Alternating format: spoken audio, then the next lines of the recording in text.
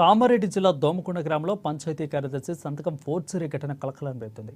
యాదగిరి సంతకాన్ని ఫోర్జరీ చేసి నకిలీ ట్యాక్స్ రసీదులు, ధ్రువపత్రాలు, నకిలీ డాక్యుమెంట్లు సృష్టించారు దుండగులు.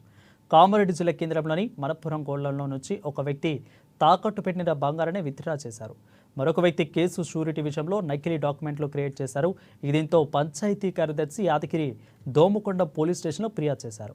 పంచాయతీ కార్యదర్శి యాదగిరి ఇచ్చిన ఫిర్యాదు మేరకు విచారణ చేపట్టారు పోలీసులు.